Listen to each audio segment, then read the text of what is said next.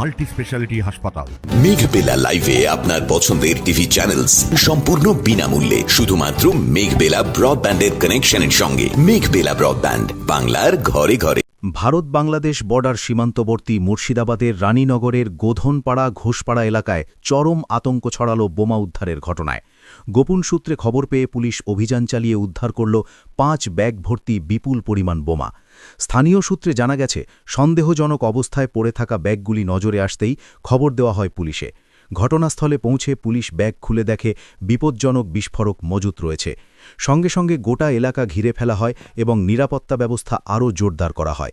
প্রাথমিক তদন্তে পুলিশের অনুমান, বড়সড় নাশকতার ছক কষা হচ্ছিল।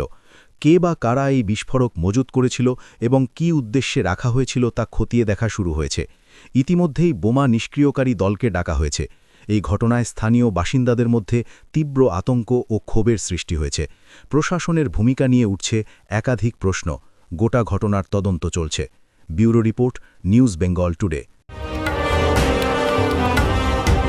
উত্তর 24 পরগনা ও তার আশপাশের এলাকার মানুষের সেবায় ক্যাথ ল্যাবের মতো অত্যাধুনিক সুবিধা নিয়ে পরিষেবায় ব্রতী সারদা মাল্টি স্পেশালিটি হাসপাতাল।